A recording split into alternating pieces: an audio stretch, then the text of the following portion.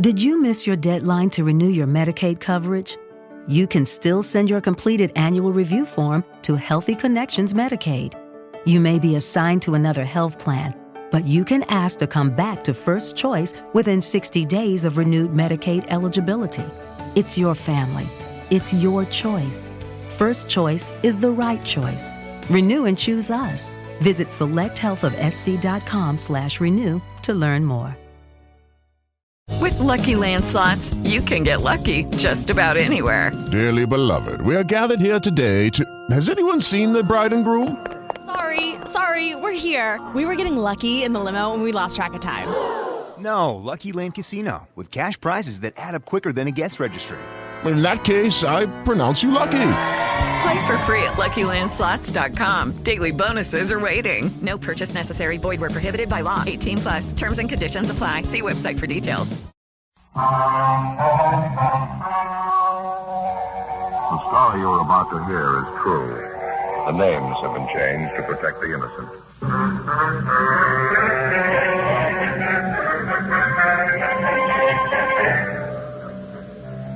You're a detective sergeant. You're assigned to burglary detail. A dozen churches in your city are victimized by a team of experienced safe burglars. You track the suspects for weeks. You finally apprehend 3 men. Your job? Convict them.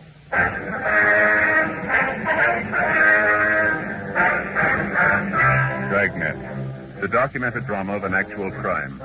For the next 30 minutes, in cooperation with the Los Angeles Police Department, you will travel step by step on the side of the law through an actual case transcribed from official police files. From beginning to end, from crime to punishment, Dragnet is the story of your police force in action.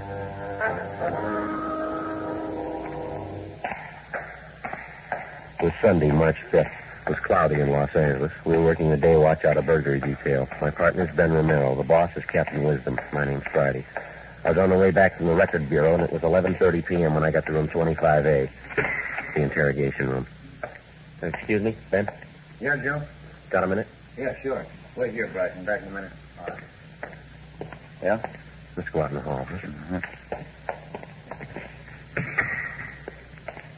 How you doing with Bryson? Did he tell you anything? No, he won't admit a thing. How about the other 2 men? No, nothing. They're sitting tight, waiting for their lawyer to show up. Had all 3 of them checked through R&I. Bryson's a 2-time loser, burglary, GTA. His 2 partners served time for robbery. We shouldn't have too much trouble putting them away. We got a good enough collection of physical evidence. Well, maybe. Heard from the crime lab yet? No, not yet. I'd feel a lot better about it if we'd get Bryson to cop out. Let's call him again, huh? Yeah, might as well. Nothing to lose. Go ahead. Keep your seat, Bryson. Got a few more questions for you. Excuse me. I thought you had it all squared away by now. I thought you were going to say I could leave by now. No, afraid not, Bryson. You haven't even given us a story yet. Well, I told you I didn't have anything to do with it. It seems pretty obvious I did, and I thought you'd take my word for it. Can you think of any reason why we should? You lied to us once already, didn't you? I didn't lie to you. I told you the truth. I didn't break into that church. I didn't have anything to do with it. On the way in here, we asked you if you'd ever been arrested before, and you told us no. Our record bureau says you're a 2-time loser. Oh, well, I'm sorry about that, Sergeant. I really am. When you picked me up, I guess I got a little nervous. I didn't mean to lie to you. I was just a little mixed up, I guess. You got a little time to settle down. You ought to be able to tell us your story now. Just relax and take your time, huh? Martin? Well, what did the other 2 fellas tell you, Miller and Henderson? Well, what difference did that make to you? Well, it might make a lot of difference, Sergeant. No, you just tell us your story. That's all we ask. What were you doing at the scene of the burglary? What business did you have there? If you weren't mixed up in it, you got nothing to hide. I haven't got anything to hide. I just don't want to involve a lot of innocent people, that's all. Anything you tell us is going to help you, you know that. Now, how about it? All right, Sergeant. Strictly confidential, huh? Well, one of those other fellows you picked up tonight, the dark-haired fella, his name's Miller. Tony Miller. He's engaged to marry my sister. Yeah, well, I said you had to do that. Now, please, give me a chance. All right. I'd like to lay it all out for you. Go ahead. Well, ever since my sister got engaged to Miller, I've been worried about it. I never liked him to begin with. Lately, I've been keeping an eye on Miller, him and that friend of his, Henderson. Yeah? I knew they were up to something, and then I read in the paper about that string of church burglaries, that guys breaking into churches, nothing at the safe. Yeah.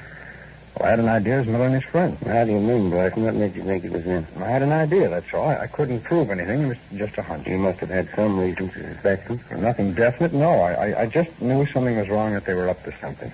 Well, then, early tonight, I saw a friend of Tony Miller. They were on the bars in the neighborhood. I talked to him a while, and he finally told me that Miller and Henderson were out working a deal. Said they were going to break into a church over on 8th Street and knock over the safe. Well, how come this friend of Miller's let you in on it? Well, I guess he thought I was a pretty close friend of Tony's. He knew Tony was going to marry my sister. Anyway, when I found out about it, I got over to that church as fast as I could. I wanted to find Miller and Henderson and try and talk them out of it. I didn't want any guy who was going to marry my sister getting into trouble like that. With, maybe going to jail for burglary. Well, Miller's been in jail before. I suppose you knew that. Yeah, I knew it, but that was before he was engaged to my sister. You met Miller and Henderson outside the church, did you? No, I was too late. They'd already broken into the place. So I went around the back of the church, and I saw one of the stained glass windows was broken where they'd gotten in. I climbed up on the sill there, and I could see them working inside. It was some kind of a small back room. They were working on the safe, both of them, Miller and Henderson. That's so. What'd you do then? Well, I tried to talk them out of it. They wouldn't listen. Mm-hmm. I suppose you can prove your story. I mean, that friend you met in the bar, the one who tipped you off about the burger, I guess he'd be willing to back up his story. Well, I'm not sure, Sergeant. He might lie. He might not want to get involved. How about Miller and Henderson? They'll back it up, won't they? If you weren't involved in the deal, there wouldn't be any reason for them to implicate you, would Well, Tony Miller thinks it's my fault he's in jail. He hates me. You can't take his word for anything. Probably the first thing he'd do is lie about it, and Henderson, too. Well, and who you got to corroborate your story? Well, maybe nobody, but it's the truth. I swear to you it's the truth. I'll tell the same thing in court if I have to. They gotta believe me. You're asking a lot, Matthew. But that's the way it happened, so help me. Yeah. Now, tell me the truth, Sergeant. You know I didn't have a hand in it. If it goes to court, they couldn't convict me, could they? Come on, what do you think? I think you're a liar. To the working detective, the one logical way to appraise a known criminal is by his record. You estimate him the same way you check a particular make of automobile, a racehorse, or a radio set, by past performance. By refusing to buy his trumped-up story, we didn't figure that we were doing the suspect Charles Bryson an injustice. Bryson was 37 years old. He'd spent 13 of those 37 years in prison, either the county jail or the state penitentiary. His criminal record dated back to the time he was 20 years old. Besides serving numerous shorter terms for lesser offenses in the county jail, Bryson had spent 2 terms in the state penitentiary for burglary. Despite the efforts of the probation officers, the adult authority, and the rehabilitation officials to help him, he seemed content to go along in his criminal career. In this particular case, the series of church burglaries, we had good reason to believe that Bryson and his 2 accomplices, Miller and Henderson, were the guilty men. All 3 of them were booked at the main jail on suspicion of 459 PC. The next morning, Ben and I checked in at the crime lab. Lee Jones, you around? Yeah, I'm here. Come on back. Oh, how about that? They gave the place a new coat of paint. Yeah, sure needed it. Good morning, fellas. How you doing, Lee? That set of burglary tools those thieves were using in that church last night. Just finished checking them over. Might have 2 or 3 things for you. What do you got, Lee? Have a look over here. You fine set of tools. I take it the thieves had a lot of practice. All 3 of them had records. How about some of the other physical evidence you got, Lee? One thing at a time, Joe. First of all, these tools here. Small sledge, these 3 jimmy, pinch bar, and a screwdriver. I think we can tie them in with at least 6 of those church burglaries. I think we can do it for certain. Good enough for 3 convictions? I think so, if the jury's listening. Well, how you got it worked out, Lee? Tool markings? That's part of it, yeah. I want you to take a look at this pinch bar here. They did a lot of their work with this. I guess I don't have to tell you there aren't 2 identical pinch bars in the world that could leave the same exact markings on a piece of woodwork or on a safe. Yeah. There aren't a pair of tools in the world that leave the same markings on anything. Yeah, we know, but can you show a jury positively that the thieves used this pinch bar here on 6 of the jobs they pulled? That's the idea. I compared specimen markings of every one of these tools against the markings made at the point of entry on 6 of the churches these thieves broke into. In every case, the markings match perfectly. These are the tools that made them, no doubt about it. The screwdriver, the set of windows, and the pinch bar. Oh, sure won't hurt our case, any. Get anything else, Lee? I examined the end of the pinch bar under the microscope, checked the screwdriver and jimmy's too. The tips of each one of them are contaminated with particles of paint, different kinds of paint. I've already compared these paint transfers with samples of paint taken from the exterior of those churches that were broken into. Each one of them, they match all the way. The color of the paint, the age, degree of oxidation, the lead content, compares perfect. Now, come over here, something else. What you got there, Lee? These are the shoes the 2 men you found inside the church were wearing. These are the foot impressions the boys from Leighton Prince lifted off the floor in front of the safe inside the church. Yeah, so. The linoleum on that church floor showed up the dust impressions of the feet pretty good. Did you make the prints? The boys from Leighton Prince did, yeah. Good impressions. See here? General size of the shoe, the make, heel impressions, the wear pattern on the sole here, the whole general characteristics of both pair of shoes. Matches up to a T. How much is that going to mean to a jury, Lee? Well, I mean a lot. It's the truth. The same thing I've been telling you. It's the same thing. I'd like to tell every cop in the department, if you can place an object at the scene of a crime beyond a reasonable doubt, then don't go thrashing around looking for an object that's an exact duplicate. Don't play hawkshaw. Any microscope will tell you there are no 2 things in this world exactly identically alike. I don't care if it's a pair of shoes, a gun, a crowbar, or your 2 front teeth. Now, that's where it lines up for me. Think you're going to have trouble? I don't know, Lee. We shouldn't have. You got the three of them right at the scene of the crime. That ought to be enough for the court. Yeah, I hope so. You don't sound sure. Well, Lee, there's only one time I'm sure about thieves like Bryson. Yeah? When they check him in at San Quentin. 2 days later, Charles Bryson and his two accomplices, Henderson and Miller, were arraigned in municipal court and a date set for their preliminary hearing. 4 days later, the preliminary hearing was held and the three of them were bound over for arraignment in Superior Court. In the weeks that followed, before their arraignment and Superior Court trial, Ben and I worked along with the district attorney's office preparing the case against the three men, taking statements, running down additional evidence, checking and rechecking, piecing together the facts which we hoped would earn a conviction for each of the criminals. We weren't positive that had happened. The strongest part of our case was going to come out of the crime lab, the testimony of Lee Jones. And we knew as well as Lee did that, generally speaking, juries are not too much in sympathy with scientific fact when it has to do with physical evidence. Generally, they don't follow technical cases too well. We also knew that the three defendants had a good lawyer, a clever one. Getting convictions wasn't going to be easy. The trial opened in Superior Court June 2nd. Ben and I testified when we were called on. On the morning of June 9th, the jury retired to deliberate. Late that afternoon, we got a call from the Hall of Justice. Yes, Mitty. Yeah. Both of them, huh? I see, Well, that's life, I guess. Yes, thanks. Jury's back, Joe. They came up with a verdict. What's the story? Henderson and Miller, they found them both guilty of first-degree burglary. Yeah? What about Bryson? They let him go. Well, maybe it was no great shock to us, but after the time and effort we put in on the case, it was a disappointment. The worst of the three criminals had been set free. At the trial, Bryson had taken the stand and told the court the same cock and bull story he'd told Ben and I, that he'd gone to the church, the scene of the burglary, to plead with Henderson and Miller not to commit the crime. Bryson had a good personality and a fast line of talk. It wasn't hard to see how he could convince a jury that he was only an innocent bystander. The biggest obstacle that stood in the way of convicting Bryson was that the prosecution, the district attorney, according to law, could not call to the attention of the jury Bryson's previous criminal record, especially his 2 prior convictions for burglary. To them, because of the limitations of the law, he was presented as a private citizen with as much integrity and as clean of any previous guilt as you or your neighbor. Henderson and Miller were committed to the state penitentiary to serve sentences as prescribed by law, and Charles Bryson, shortly after the trial, left the city. 2 months passed. Saturday, August 8th, I started on my vacation. 2 weeks later, on August 22nd, I checked back in for work. Hi, Joe. Good to see you. Hi, Jim. What's been doing? Oh, not too much. How'd the vacation go? Oh, pretty good, thanks. Mother and I went up north to visit some relatives up in Marin County. It was a nice trip for her. She hadn't been feeling too well, you know. Oh, it's too bad. Get any fishing done? A little, yeah. That's sure beautiful country up here. You been around? No, he took off today. He's been putting in some full days while you've been gone. Oh, that's all? Anything special doing? Oh, nothing too big. String of chain store burglaries, south end of town. I've been working along with Ben. Yeah? Giving you much trouble? It's been going a couple of weeks. Not getting any better. I begin to feel the pressure a little. Well, how's it stand? Any leads on the suspect? Just one. Yeah? A guy by the name of Charles Bryson. When our suspect, Charles Bryson, left Los Angeles after his trial some 3 months before, we had reports that he was headed east for the city of Memphis, Tennessee. In subsequent weeks, we had word that he was also seen in St. Louis, Missouri, where police officers had him under surveillance as a possible suspect in a robbery there. On or about August 10th, the St. Louis police lost track of Bryson. A week later, the newest series of burglaries began throughout Los Angeles. The thief's M.O. matched that of Bryson down to the last detail. The places burglarized were chain stores, supermarkets generally.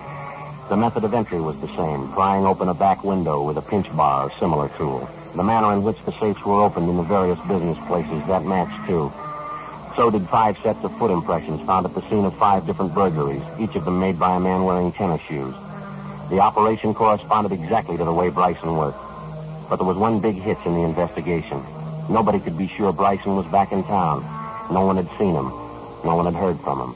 Monday, August 24th, 8 a.m. Got us running in circles so far, Joe. I can't figure. I bet lunch money is Bryson, but we can't even start to prove Well, it. how about the people in town Bryson runs with? They all been checked out? The one we know about, yeah. His friends, relatives, always know him hanging out. We've been over it every inch of the way. If anybody knows, they're not saying. There's no trace of them. Yeah, that's a possibility. Maybe we're wrong. Go ahead. What do you mean maybe we're wrong? Well, the only lead we've got is the M.O. Bryson isn't the only thief who operates that way. It could be another man using the same system. Yeah, we thought about that. You ran a check through the stats office? Yeah, The only known burglars in our records who operate like Bryson are either in jail or out of town or they're dead. We checked it through a couple of times. Keeps coming out the same way. Bryson's the only strong lead we got. Yeah, but I got it. Burglary Friday. Yes, sir. You know, sir, Sergeant Tabor's out right now. Is there any message? Well, I guess about 10 minutes. Yes, sir, right. I'll tell him. Thank you. You're sure the M.O. on all these jobs matches Bryson, huh? All the way. That's what's got me stumped. If the guy is pulling these jobs and he is in town, somebody should have spotted him. These chain stores he's hitting. We've had stakeouts on him for 10 days. I've got every informant we know watching for Bryson, and not a sign. Hopefully a minute ago, Jim said they'd call back. Oh, thanks. Get this teletype this morning. I've got an announcement from San Quentin. Might be a line on Bryson. Let me see. An answer on that mail watch we asked him for. What angle's this, Ben? You remember church burglaries, Miller and Henderson, 2 they sent up to San Quentin? Oh, yeah. You asked Clinton for a mail watch on both of them, did you? Yeah, I figured there was a chance Bryson might write to him. Looks like it got us a lead. Well, what have they got there? Well, it's from the warden's office, and so it says, regarding your request on information concerning Charles Bryson, on August 22nd, Anthony Miller, our number 172156J, received letter from person signing himself George Cameron. Contents of letter suspicious. Cameron. That mean anything to you? I just checked Bryson's package again down to R&I. Cameron was his mother's maiden name. Bryson's used it as an alias before. Quite a few times. How about the return address on the letter, Ben? Los Angeles? Main post office, General 11. Monday, 10 a.m. We alerted the post office detail and arranged for a mail watch on all incoming letters through general delivery addressed to Charles Bryson, George Cameron, or to another of the suspect's known aliases. A week passed. No sign of Bryson, no trace of any of his correspondence through general delivery. Another week went by. 2 more chain store burglaries. The M.O. in each case was the same. It matched closely to Bryson's known working habits. But despite our precautions and the close check we maintained on his friends and his known hangouts, the suspect still remained unseen and unheard from. On September 9th, an informant of Ben's called us at the office and told us he thought he'd seen Bryson the night before. Yeah, Matty, where was that? Yeah, right, we'll check it, thanks. Bye. Bryson's supposed to have been seen there for a month in Beverly Boulevard last night, drinking in a bar up there. Is he pretty sure it was Bryson? He thinks so, yeah. Got the name of the place here. We can check with the bartender, see if he can identify Bryson's mugshot. Right. I'll get my top coat, huh? All right. I get it. Burglary Friday. Yes, sir. When was that? Yeah, go ahead. I got it. Yes, sir, right away. Post office detail. Bryson called for mail at the general delivery half an hour ago. Where is he? They following? 280 Glenmore, apartment 6. He's there now.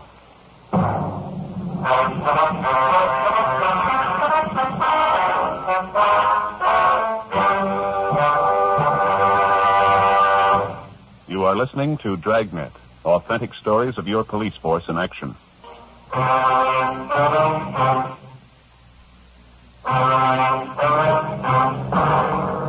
September 9th, Tuesday, 11:30 a.m. The burglary suspect, Charles Bryson, was placed under surveillance at the apartment where he'd gone immediately after calling for his mail at the general delivery window in the main post office. 3 teams of men were assigned the job of following Bryson alternately, 24 hours a day. We waited for a chance to get into his apartment and search it while it was empty, but it never occurred. Somebody was always there, either Bryson or a tall, dark-haired woman, his common-law wife. During the week that followed, the suspect was watched everywhere he went. He attempted no burglaries. On the 8th day, the stakeout was removed. 3 nights later, 2 burglaries were committed. Both jobs bore the marks of the suspect's M.O., but we couldn't prove a thing against him. We knew the setup we had was going nowhere. If we wanted to get Bryson red-handed, if we wanted a case against him that'd stand up in any court, we had to find a new approach. Lee Jones came up with an idea. Here's a jar of stuff right here.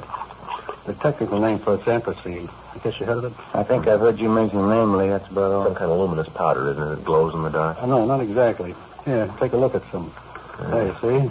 Colorless, odorless, no smell at all to it. It's a coal tar product. We call it crystalline hydrocarbon. I see. Now, here's the point of the thing. When you take this anthracene powder and rub it into the surface of an object, it's completely invisible to the naked eye. You never know it's there. Here, let me show you. How about my coat sleeves? Yeah, that'll do. Dust the powder all over it. Some in your hand, too. Rub it in, like so. Now, can you see or feel any of the powder where I put it on? No, nothing there. Now, let me switch on this lamp here. This is an ultraviolet light. Now, watch when I turn it on your arm, where we rubbed on the powder. Well, look at your hand, Joe. Like it's lighting up. Yeah, my coat sleeve, too. It's glowing. How about it? Will this stuff rub off, Lee? Try it. You're spreading it all over yourself, everything you touch. Yeah. Anything harmful in it, Lee? No. Now, watch when I turn the lamp off.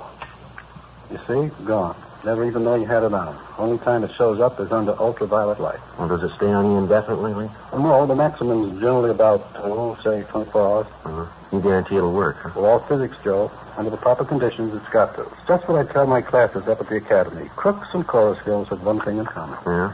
They show up better when you put them under the right kind of light. When we left Lee Jones at the crime lab, we figured we had the potential solution in our hands, but there was still a lot to be done before we could go into any court of law with a case that we were positive was strong enough to convict Charles Bryson. Number one, we had to get into his apartment when it was unoccupied, find the set of burglary tools he was using, and douse them thoroughly with anthracene. The same for the clothes he worked in. Number two, we had to get Bryson into custody within 24 hours after he moved on a burglary job, or the anthracene wouldn't work. Number three, we had to find the loot taken in the burglary in his possession. 10 days passed before we got a chance to make good on the first step. I get it, Joe. Right. Burglar and Merrill. Yeah, Jim. Good. Fine, we'll be right out. Good break, Joe. And Bryson. What's that? They hauled him in on a traffic warrant, speeding. Booking him into the main jail right now. Good chance to go through his apartment. What about his wife? She's still up there, isn't she? She's on her way to put up bail for him. Yeah? Apartment's empty. By the time Bryson was bailed out, Ben and I, along with Jim Tabor and Lee Jones, had combed through Bryson's apartment and finally uncovered a set of burglary tools and work clothes carefully hidden beneath the floorboards under a kitchen cabinet directly below the sink. Lee Jones contaminated each of the tools with the invisible anthracene powder and also the work clothes. We checked the apartment for any possible loot taken in the burglaries, but we found nothing. We put everything back exactly the way we found it, and then we left and went back to the office. We stood by until 4 a.m. waiting for a call that would indicate that Bryson might be out on another burglary job. Nothing happened. The next night, up until 10 o'clock, it was the same routine. At a few minutes past 10, we got a 459 call on a chain drugstore out on Alvarado Street. Lee Jones had his portable ultraviolet light all ready to go. Ben and I picked him up at the crime lab, and the three of us drove to the scene of the burglary. Straight back here, Lee. Can I help you with the light? I can handle it, thanks. There's the window they figure he got in. Safe's there in the corner. Yeah, there's not too much of it left. You all set, Lee? You get the extension cord for the light, Romero? Yeah, right here. I'm just plugging it in. Yeah, okay. All set. All right, switch it on, will you? Right. Well? Yep. Seems like it. What do you got in the window there, Joe? Look at that. Anthracene tracks all over, foot impressions there, tool marks on the safe, blood prints on the floor, on the wall. No question. He left plenty of trail. All right, let's get him. Lee Jones put in a call to the crime lab and ordered a photographer out to take pictures at the scene of the burglary. Lee and the photographer would stay at the scene to gather physical evidence and take pictures of the anthracene prints and markings for presentation in court. 10:52 p.m. Jones packed up the ultraviolet lamp, and Ben and I took it along with us. We drove directly to Bryson's apartment. Nobody was there. No. Nobody in the bedroom either. How about that? I don't know. I don't get it. Bryson's had plenty of time to get back here. Over an hour. And what about his wife? The only time we know she left was when she had to go bail him out in that traffic warrant. Yeah. Doesn't look like they pulled out, does it? There's a closet full of clothes in there, a lot of their personal things around. Yeah. Sure looks like they were expecting you to come back. We might check with the apartment house manager. He could tell us if they gave notice to move. Yeah. Let's see here. Now, what do you got? Note here on the desk. See, he says, Charlie, I'm sorry, but I told you it just doesn't work out with us. When you read this, I'll be on my way east. I don't want to be mean with you. I just think it'll work better if we forget each other, that's all. Thanks for everything so long. Signed, Ruth. Guess she doesn't like him much either. No, wait a minute.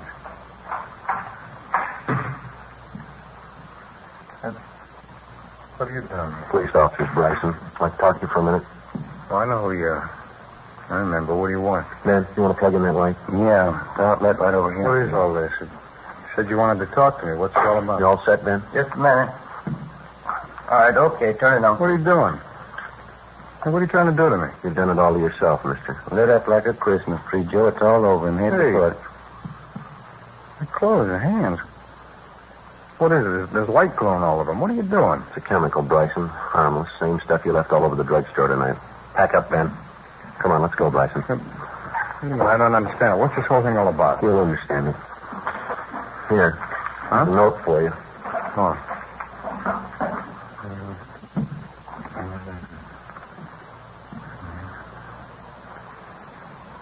Sure. All set, Joe. Let's go, mister. I guess I didn't know her. Just a tramp. I guess I should have been smart about it. Yeah, I guess so. Come on. How could I know? She said she was in love with me. I believed it. Well, what am I going to say when they ask me? All our friends are all going to ask me. They'll say, what happened to Ruth? I'll say, what happened this time? What am I going to say happened this time? What are you going to say to the jury this time?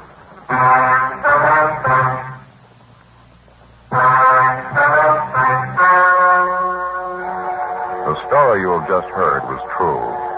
The names were changed to protect the innocent. On December 10th, trial was held in Superior Court, Department 86, City and County of Los Angeles, State of California. In a moment, the results of that trial.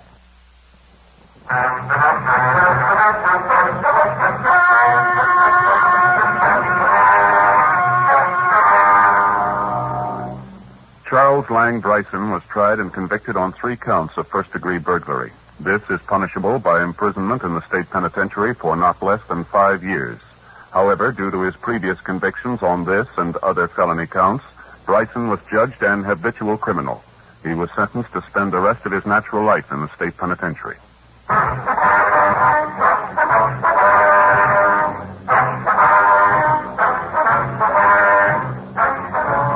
You have just heard Dragnet, a series of authentic cases from official files. Technical advice comes from the Office of Chief of Police W.H. Parker, Los Angeles Police Department. Did you miss your deadline to renew your Medicaid coverage? You can still send your completed annual review form to Healthy Connections Medicaid. You may be assigned to another health plan, but you can ask to come back to First Choice within 60 days of renewed Medicaid eligibility. It's your family. It's your choice. First Choice is the right choice. Renew and choose us. Visit selecthealthofsc.com/renew to learn more. Hello, it is Ryan, and I was on a flight the other day playing one of my favorite social spin slot games on ChumbaCasino.com. I looked over at the person sitting next to me, and you know what they were doing? They were also playing Chumba Casino. Coincidence? I think not. Everybody's loving having fun with it. Chumba Casino is home to hundreds of casino-style games that you can play for free anytime, anywhere, even at 30,000 feet. So sign up now at ChumbaCasino.com to claim your free welcome bonus. That's ChumbaCasino.com and live the Chumba life. No purchase necessary. VGW. Void where prohibited by law. See terms and conditions. 18+.